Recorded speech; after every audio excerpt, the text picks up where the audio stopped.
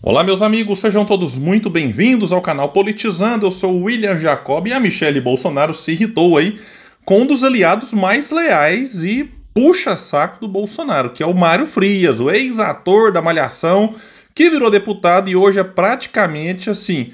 Eu não sei se ele atua como deputado federal, fazendo aqui uma provocação, ou se ele fica o tempo inteiro só preocupado como é que eu vou fazer para bajular mais Jair Bolsonaro. Pois é, só que a Michelle não tá nem aí.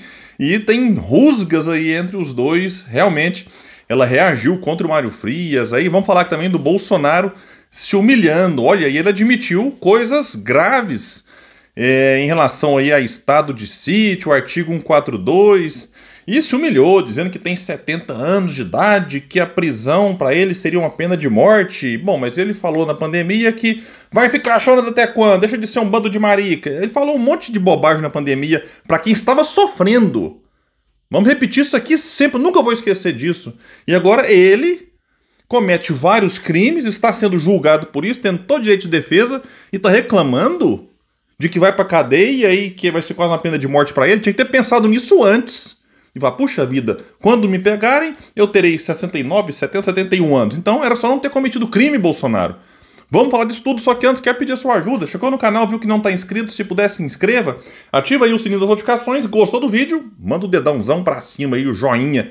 Não gostou? O joinha para baixo, eu entendo. E se puder, espalhe e compartilhe o vídeo. Vamos trazer mais pessoas para cá, porque aqui nós lutamos por um Brasil melhor. Vamos falar aqui da Michelle Bolsonaro. Diz uma matéria que, aliado do ex-presidente Jair, o deputado federal Mário Frias entrou na mira da ex-primeira-dama Michelle Bolsonaro nas últimas semanas. Atual presidente do PL Mulher, Michelle ficou irritada com a crítica do deputado ao projeto que prevê o confisco de bens de condenados por estupro e violência contra a mulher. A proposta foi aprovada em 19 de março na Comissão de Direitos Humanos do Senado. O colegiado é presidido pela senadora Damares Alves, uma das aliadas mais próximas de Michelle. E vamos ver aqui então o que disse Mário Frias. O projeto de lei que visa sequestrar bens dos homens que forem acusados de estupro ignora a existência de uma lógica judicial nefasta que se sustenta na mentalidade doentia da justiça brasileira, que é completamente hostil aos homens em geral. As falsas acusações de estupro e a precariedade de provas exigidas são um problema institucional muito sério no Brasil. Dar mais combustível a essa mentalidade é um erro grave, disse então Mário Frias nas redes sociais em 23 de março. Segundo a Puro Coluna, Michelle fez chegar ao deputado bolsonarista seu incômodo com a postagem. Mário Frias, no entanto, não tinha apagado o post até esta sexta. Procurado pela coluna por meio de mensagem de texto, o deputado não quis se pronunciar.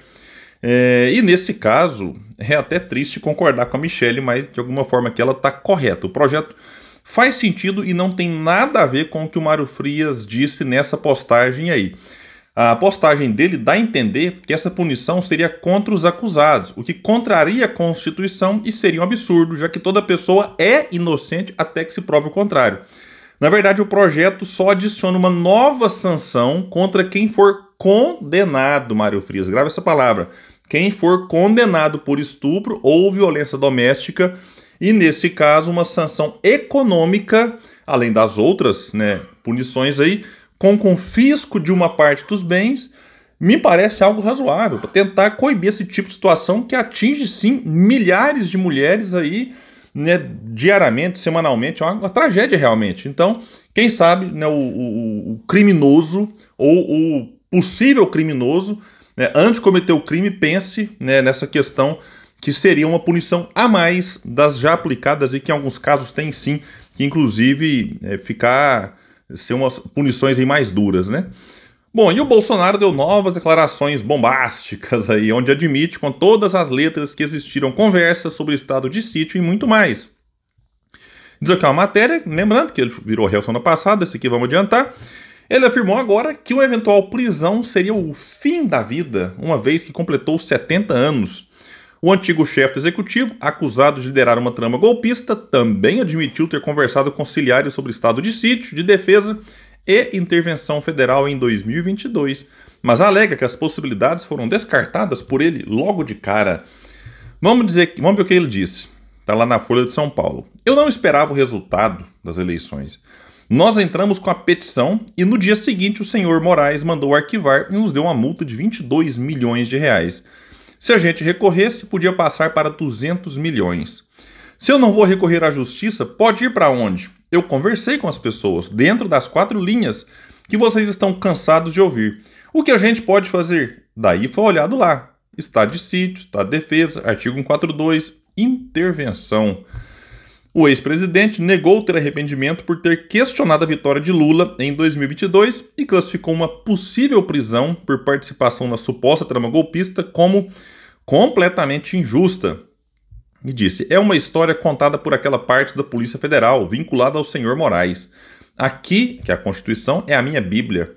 Tem um problema, recorro a isso aqui. Agora, se não se pode falar estado de defesa de sítio, se revoga isso aqui. Pronto. Agora, não pode, quando alguém fala sobre esse assunto e outra pessoa tem opinião contrária, passa a ser golpe. Bom, a estratégia é sempre essa, é resumir as acusações a uma coisinha ou duas para passar uma imagem de perseguido. Tem minuta golpista em arquivo. Tem minuta golpista impressa com ele, com o Valdemar. Tem depoimentos de vários militares, tem delação, tem omissão em relação aos manifestantes pedindo golpe. Ele, enquanto era presidente, eu me recordo disso aqui, chegou aí em manifestações na porta aí, né, de quartel-general lá, antes de ele perder a eleição. Falo antes, inclusive em 2021. Até o Pazuello chegou aí num desses eventos aí, cujo o pedido maior ali era o quê? Era AI-5, ditadura, intervenção. Então ele foi alimentando toda essa narrativa mentirosa aí e inflamando as pessoas. Ao Jornal Paulista, Bolsonaro negou que o projeto defendido por ele, que pede anistia aos envolvidos no 8 de janeiro, visa contemplá-lo e defendeu que discutir uma alternativa com militares para impedir a posse de Lula não representa uma tentativa de golpe de Estado. Como assim? Disse ele, golpe não tem Constituição. Um golpe, a história nos mostra, você não resolve em meses, anos. E para você dar um golpe ao arrepio das leis, você tem que buscar como é que está a imprensa, quem vai ser o nosso porta-voz, empresarial, núcleos religiosos, parlamento, fora do Brasil, o after day, ou seja, o dia depois, como é que fica?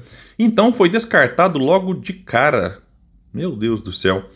O ex-presidente também comentou o pedido da PGR de arquivamento da investigação contra ele por fraude no cartão de vacina, que foi atendido pelo Moraes na sexta. Bolsonaro foi questionado sobre a fala do ex-ajudante de ordens Mauro Cid em delação sobre o caso, em que afirmou que a suposta fraude no documento teria ocorrido após um pedido do antigo chefe do executivo, o que para mim é óbvio que foi. É óbvio. O Mauro Cid não faria algo, não só para o Bolsonaro, mas que envolveu a filha do Bolsonaro, a Laura. Alguém acha que o Mauro Cid, ajudante de ordens, faria isso sem que o Bolsonaro soubesse ou pedisse? Que é isso? Aí Bolsonaro, covarde que é, respondeu, eu jamais faria um pedido desse para alguém, me desmoralizaria politicamente porque sempre fui contra a vacina, que até hoje é experimento. Nossa, não é possível, até hoje é falando isso aqui. Um delator, para seguir a regra, tem que ser espontâneo, falar a verdade e ter prova. Tanto é que o senhor PGR Paulo Gonet chegou à conclusão que não tinha indícios mínimos de eu ter mandado falsificar o cartão. Esse pedido de arquivamento, se fosse Lava Jato, já tinha anulado tudo. Mas como eu não sou tão poderoso assim, ele quer dar a entender que isso aqui abria brecha para anular também questão de trama golpista, etc, etc. Agora, é realmente inacreditável o cidadão vir querer falar que a Constituição contempla Estado de Defesa de Sítio, artigo 142. Qual que é o motivo? Na Constituição fala, perdi a eleição, tô triste, tô chorando, com depressão lá no Palácio Planalto, vou convocar os generais aqui, os comandantes das Forças Armadas, para discutir um artigo 142, defesa de sítio. O que é isso?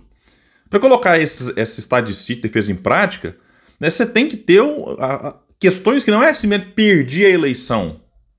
E detalhe, essa questão aqui de, olha, porque eles achavam que as urnas foram fraudadas. Mentira! Mentira! Isso é só narrativa, conversa fiada, para manter essa questão toda de que eles tinham uma certa suspeição.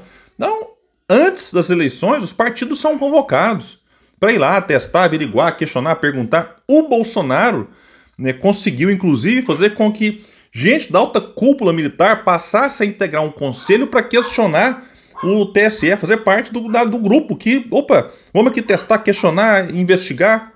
E essa alta cúpula da Força Armada, você olha, não tem nada de errado, tá tudo certo.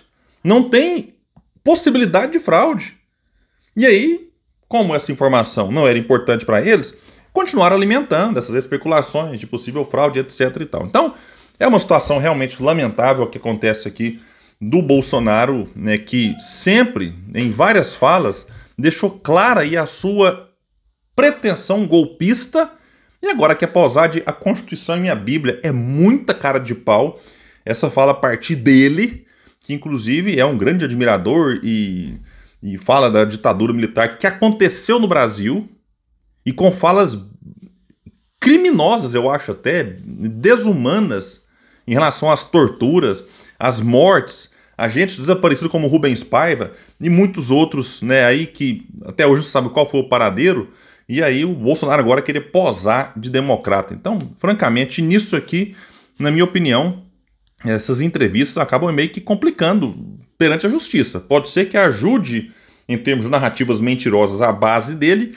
mas ele vai se complicando cada vez mais, não só por aquilo que ele fala, mas também advogados de outros, né, réus denunciados. Então, olha, é um bate-cabeça aqui danado e eu acho que não vai ter escapatória. Em breve, Bolsonaro na cadeia, pagando pelos crimes. E, ele tem 70 anos. Pois é, ele tinha que ter pensado na idade que ele teria quando fosse condenado antes de fazer o crime. Não pensou, agora não vai ficar chorando aí até eternamente, Bolsonaro. Vai ficar chorando até quando? Chega de mimimi e bora aí pagar pelos crimes que cometeu e que estão todos apresentados aí pela PGR, que tornaram já Bolsonaro réu.